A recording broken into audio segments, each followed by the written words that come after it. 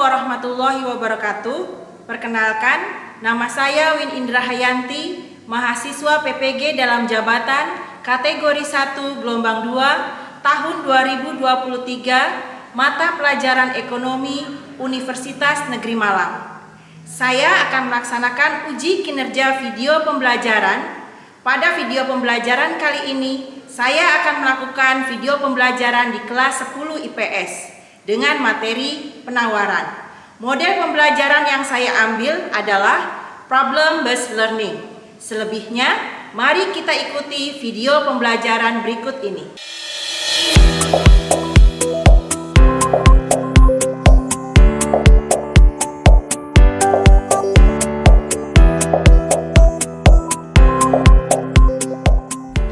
Selamat pagi anak-anak.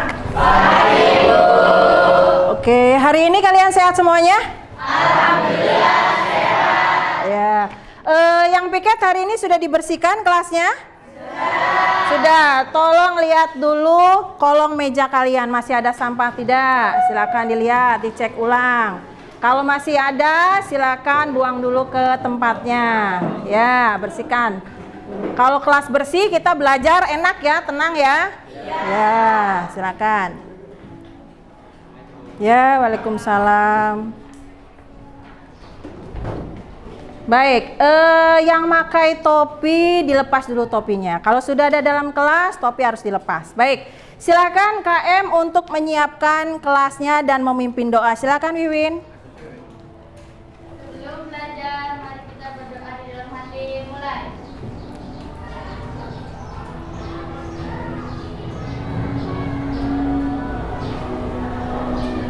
Selesai.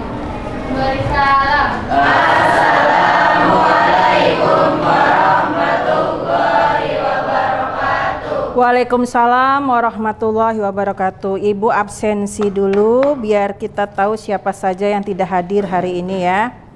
Ade Muhammad ada? Baik. Aditya? Berarti ada 6 siswa yang sakit ya untuk hari ini. Semoga yang sakit segera disembuhkan oleh Allah Subhanahu wa taala sehingga bisa melaksanakan kegiatan pembelajaran untuk besok-besok harinya. Baik, Ibu mau bertanya dulu nih untuk sebelum memulai pelajaran. Ibu mau bertanya. Waktu minggu kemarin kalian belajar apa materinya sampai mana? Permintaan. Sekarang Ibu tanya, hukum permintaan masih ada yang tahu hukum permintaan? Apa bunyinya hukum permintaan?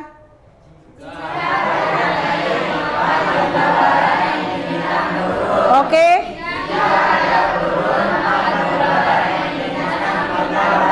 Baik. Hukum permintaan, semakin tinggi tingkat harga, maka semakin sedikit jumlah barang yang diminta. Semakin rendah harga, maka semakin tinggi jumlah barang yang diminta. Seperti itu ya. Untuk kali ini Ibu akan memberikan materi lanjutan yaitu tentang penawaran. Tapi sebelumnya Ibu mau bertanya dulu nih sama kalian, ada tidak kalian atau orang tua kalian yang berjualan? Ada tidak? Ada. Nah, sekarang Ibu tanya, jualannya di mana?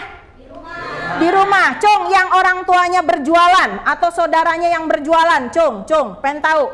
Oke, sekarang Ibu tanya, jualannya apa, Nang? Orang tua kamu, jualannya apa? Baju.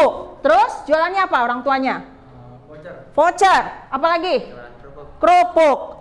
Yang lain berjualan ya, sama ya? Oke. Nah, sekarang yang akan Ibu pelajari di sini, materi yang akan Ibu ajarkan yaitu tentang penawaran. Nah, sekarang Ibu akan membacakan dulu tujuan pembelajaran hari ini. Tujuan pembelajaran hari ini adalah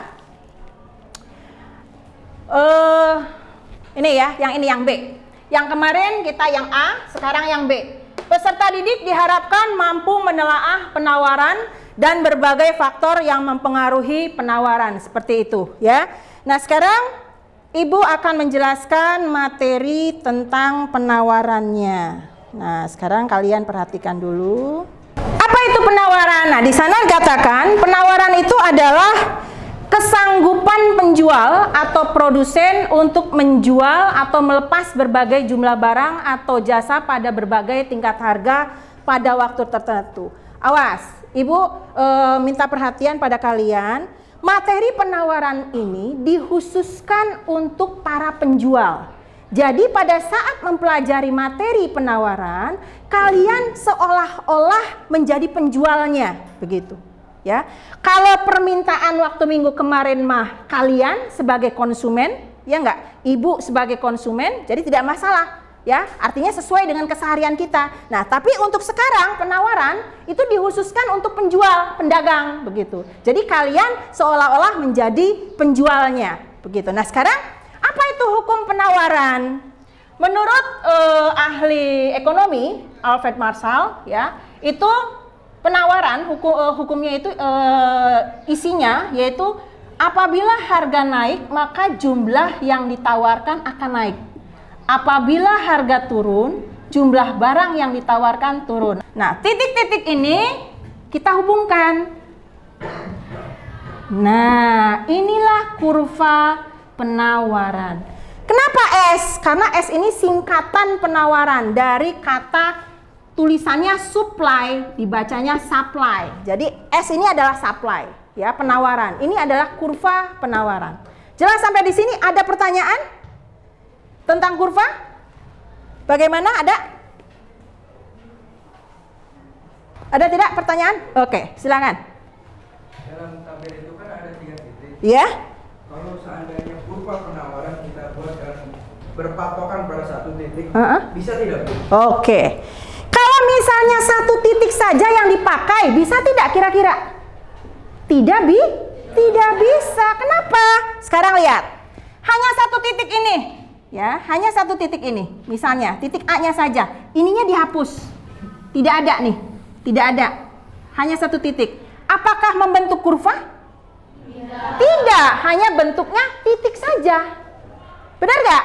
Tapi kalau misalnya ada dua titik, baru bisa dihubungkan. Barulah terlihat kurva penawarannya.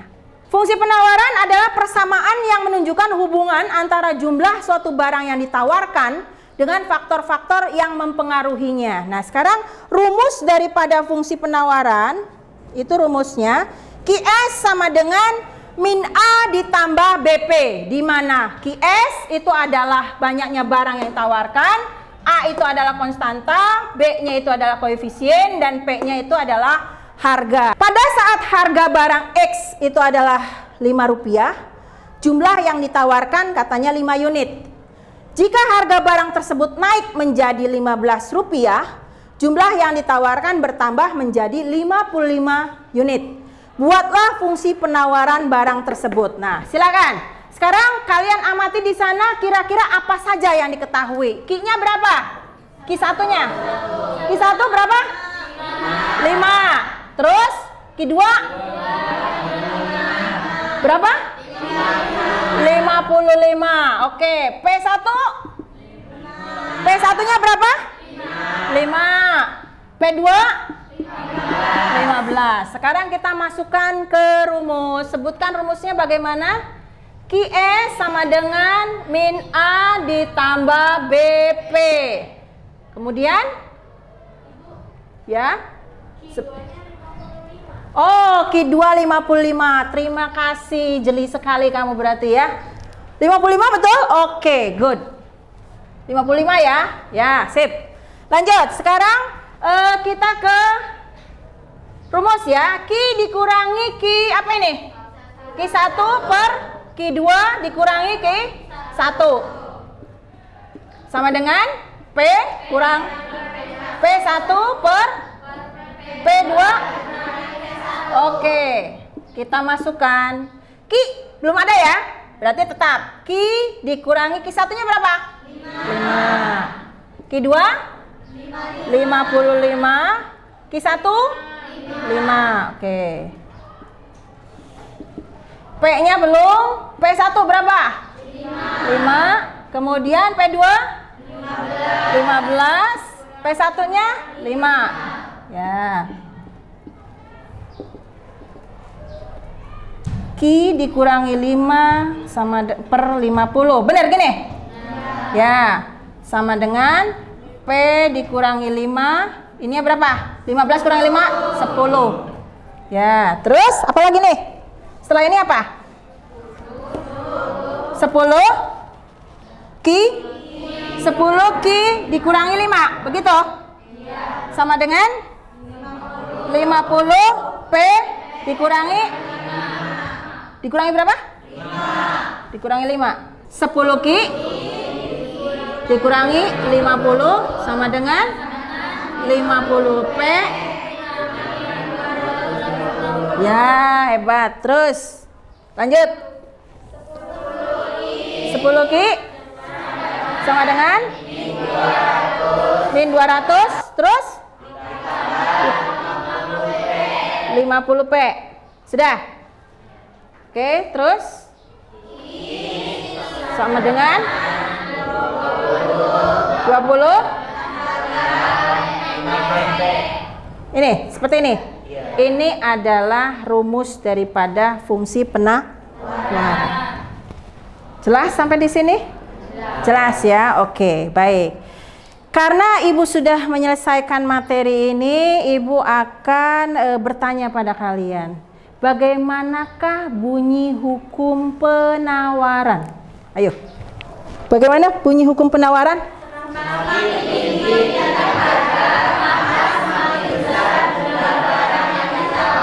Oke, terus?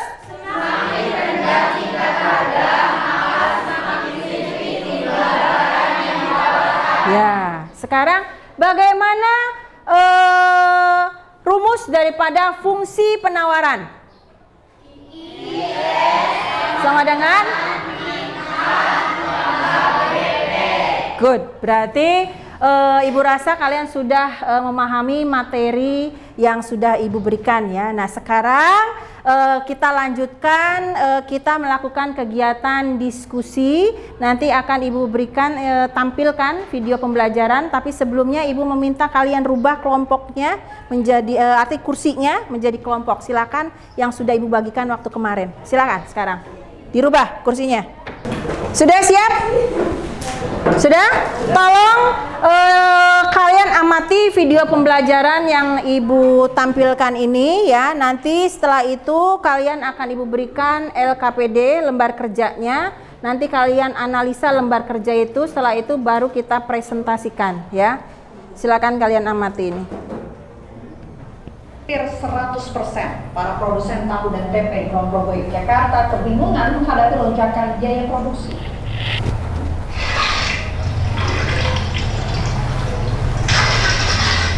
Harga kedelai yang sebelumnya Rp7.000 per kilogram kini melonjak menjadi Rp13.000. Ini membuat perajin tempe di Kabupaten Kulon Progo Yogyakarta kewalahan menyiasati lonjakan biaya produksi. Kondisi ini diperparah dengan kenaikan harga bahan penunjang pembuatan tempe, seperti untuk membungkus tempe, daun pisang yang sebelumnya harganya Rp3.000 sekarang mencapai Rp5.000. Sementara untuk plastik yang sebelumnya Rp7.000 kini mencapai Rp9.000. Harga sekarang awalnya Rp7.000, Rp7.800, Rp10.000, Rp9.500, Rp12.500, sekarang jadi Rp13.000. Kalau dampaknya seperti penjual Dampaknya ya sangat sulit mas, sangat sekali. Semuanya naik, jadi sulit mencari hasilnya sulit. apa sih yang naik? Karena ya kedelai naik, plastik naik, harga juga naik, itu bikin sulit. Kalau juga naik. Tapi menyiasatinya seperti apa? Biasanya ya gimana ya? Pokoknya ya susah mas. Kondisi serupa juga dialami pabrik tahu Sentolo di Kulon Progo Yogyakarta, yang biasanya menghabiskan 150 kg kedelai impor dari Amerika untuk pembuatan tahu putih, kini hanya mampu membeli 100 kg kedelai saja. Sekarang membelinya nggak ada sekarang. Gara-gara harga yang naik ini juga. Iya, harganya naik. Ya sekarang itu ya cuma bikinnya sedikit-sedikit. Saya cuma bisa bikin berapa sekarang? Sekarang itu ya cuma 50 aja sudah. Terus kintal. Terus ngapain kan? Padahal sebelumnya Sebelumnya sebentar lebih mas. Sekarang itu mas setengahnya sudah. Itu sebentar dulu itu sebentar. Sekarang itu.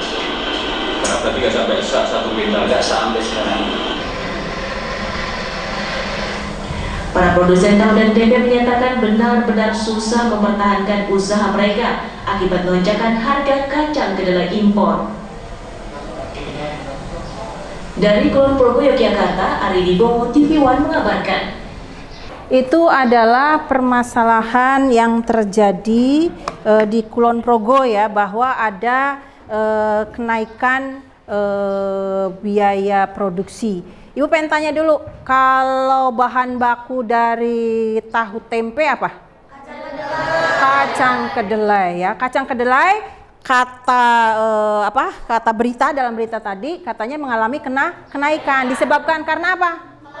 Karena adanya kelangkaan sehingga biaya produksi dari tahu tempe itu mengalami penajaman ya.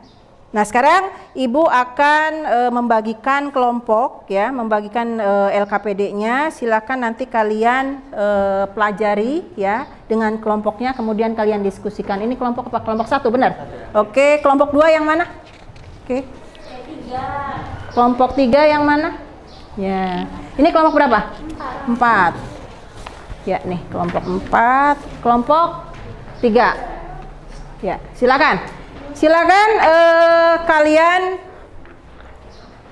kalian jawab, kalian diskusikan dengan kelompoknya. Barangkali ada pertanyaan boleh ditanyakan ke Ibu kalau misalnya kurang paham. Ada pertanyaan? Tidak ada? Paham ya pertanyaannya? Sok, tinggal lanjut saja, tinggal diskusikan dengan kelompoknya.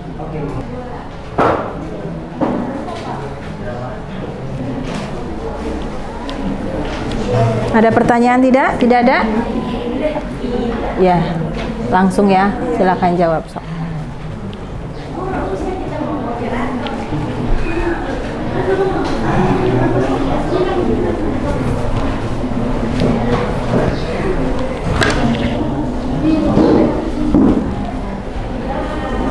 Sudah? Sudah ya? Barangkali kelompok siapa dulu yang mau maju ke depan yang siap? Kelompok 1 boleh? Sudah siap? Oke, silakan maju ke depan. Yang lain perhatikan, barangkali ada pertanyaan, siapkan pertanyaannya untuk kelompok 1. Assalamualaikum warahmatullahi wabarakatuh. Waalaikumsalam warahmatullahi wabarakatuh. Kami dari kelompok 1 akan memperkenalkan terlebih dahulu anggota kelompok kami. Saya Insan. Saya Ade. Saya Edith. Saya Rade. Ya, untuk nomor 1 jawabannya akan dibacakan oleh Ade. Ade, dipersilahkan. Silakan. Jawaban nomor 1 adalah hukum penawaran berlaku apabila faktor-faktor yang mempengaruhi penawaran dalam keadaan ceteris paribus. Berdasarkan kondisi yang ada, faktor-faktor yang mempengaruhi penawaran mengalami perubahan seperti biaya produksi pembuatan tempe mengalami kenaikan. Biaya produksi itu meliputi harga kedelai, daun pisang, dan plastik sebagai pembungkus. Kenaikan biaya produksi ini sangat mempengaruhi harga jual tempe dan tahu. Hal ini akan menimbulkan kenaikan harga dari tempe tahu. Oke, terima kasih Ade. Untuk yang nomor 2, jawabannya gambarnya itu akan digambar oleh Kevin dan dijelaskan oleh Sevri. Kevin dan Sevri dipersilahkan. Oh iya, spidolnya ya. Ya, silakan.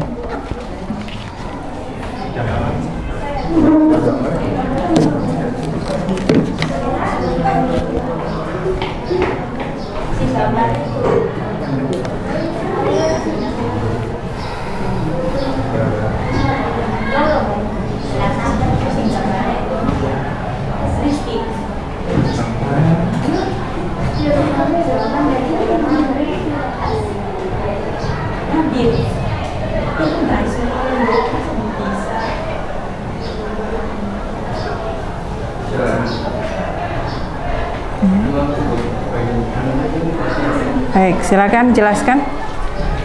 Baik, saya akan menjelaskan berupa ini. Nomor kurva penawaran berdasarkan kenaikan biaya produksi. Awalnya kurva penawaran berada di posisi S1. Karena ada perubahan kenaikan biaya produksi, maka kurva penawaran berubah dari S1 bergeser naik ke kiri atas menjadi S2. Oke. Paham ya? Oke, lanjut. Untuk jawaban nomor 3 akan dibacakan oleh Saudara Rahmat. Untuk Rahmat, dipersilahkan. Jawaban untuk nomor 3 adalah upaya apa yang dilakukan pemerintah untuk mengatasi kenaikan harga kedelai? Ya. Yaitu dengan mengoptimalkan lahan yang tidak digunakan. Terkait peningkatan produksi kedelai, bahwa produksi Kedelai. Ulangi lagi. Jawaban untuk nomor 3 adalah upaya apa yang dilakukan pemerintah untuk mengatasi kenaikan harga kedelai. Ya. Yaitu dengan mengoptimalkan lahan yang tidak digunakan. Oke. Terkait peningkatan produksi kedelai, bahwa produksi kedelai lokal harus didorong dengan mengoptimalkan lahan-lahan yang tidak digunakan, yang jumlahnya sangat banyak. Oke. Barangkali ada pertanyaan dari kelompok lain? Kelompok mana, Win?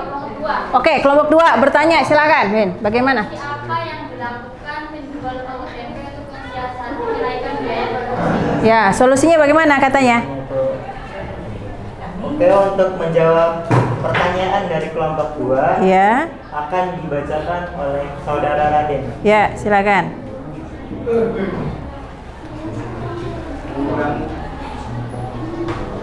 Mengurangi tenaga kerja. Ya, yang pertama katanya mengurangi tenaga kerja, terus? Mengurangi ukuran tempe. Oke, mengurangi ukuran tempenya, terus? Mengurangi penggunaan kedelai. Kedelai. Ya, kedelai. Oke, itu jawabannya.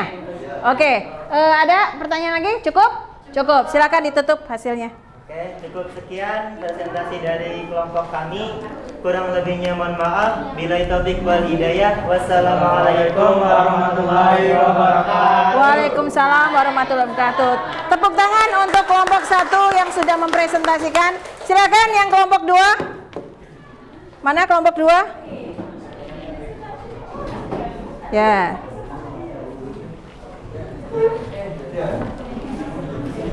Ya. Hapus dulu, yang itunya hapus dulu.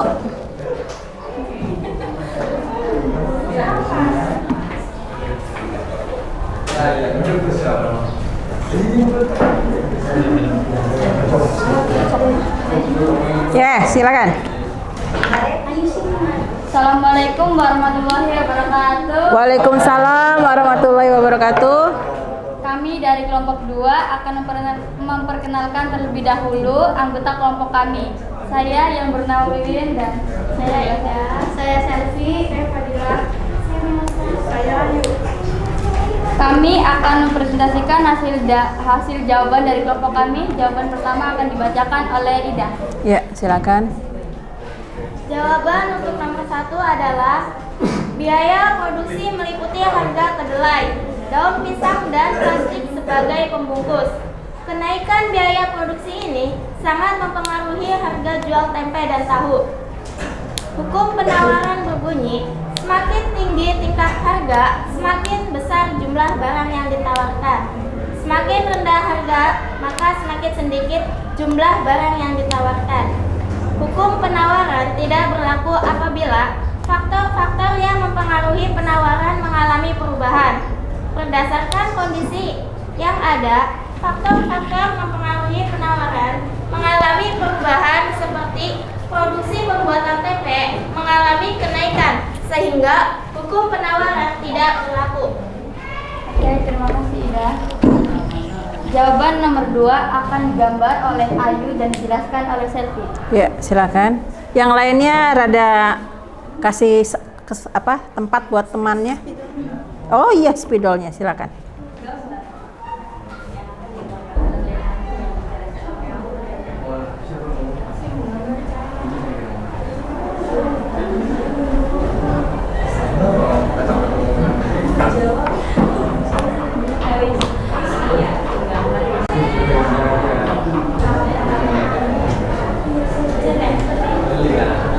Ya, silakan.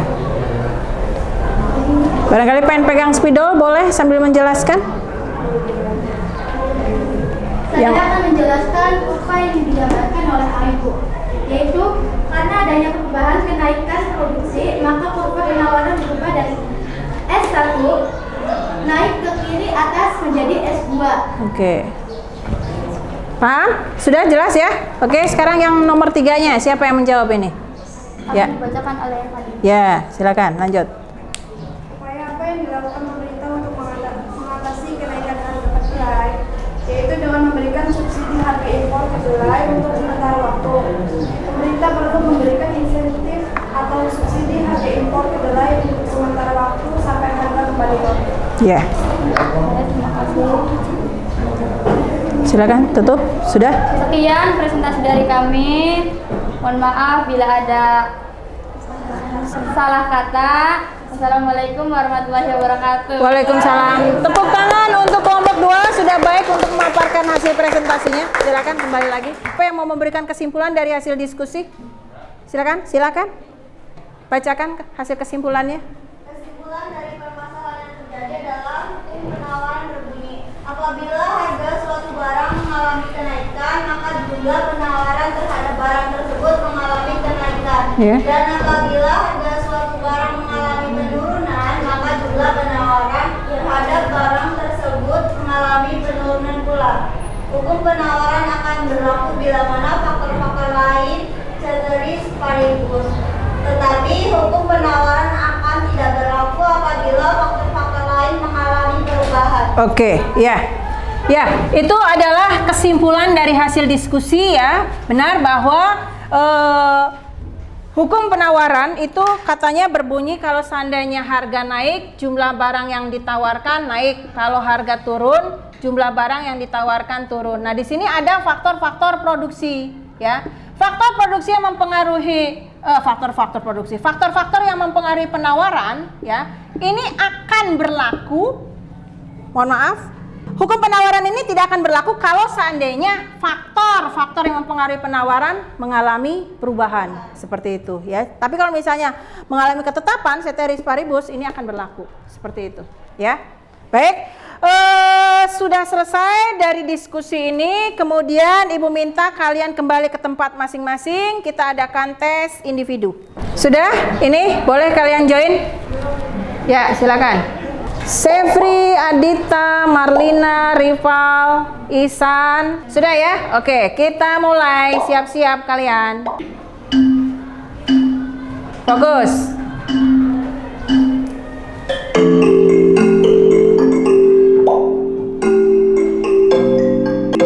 Skor pertama ya, itu yang paling tertinggi adalah Ara, yang kedua Marlina, dan yang ketiga Iksan. Tepuk tangan untuk teman-teman kalian yang sudah menempati urutan pertama sampai dengan urutan ketiga.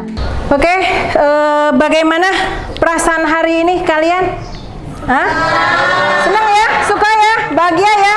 Tidak bosan dengan adanya kuisis ini ya. Kemudian juga pembelajaran yang Ibu berikan juga sudah Ibu sampaikan. Bagaimana? Adakah kesulitan? Tidak ada. Baik, alhamdulillah, berarti penyampaian materi untuk hari ini kita sudah selesai. Nanti kita ketemu lagi di minggu depan dengan materi yang baru, yaitu materi tentang harga keseimbangan. Nanti kalian pada saat di rumah sebelum pelajaran Ibu dimulai ya minggu depan, itu kalian baca-baca dulu materi tentang harga keseimbangan, sehingga pada saat besok harinya pas pelajaran dengan Ibu ya, kalian paling tidak sedikitnya mengetahui materi tersebut ya. Mungkin itu saja materi hari ini ya. Ibu tutup, silakan KM untuk menyiapkan kelas dan memimpin doa. Silakan. Sudah belajar, mari kita berdoa di dalam hati. Mulai.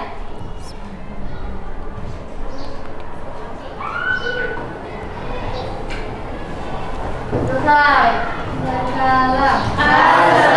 Assalamualaikum warahmatullahi wabarakatuh. Waalaikumsalam warahmatullahi wabarakatuh.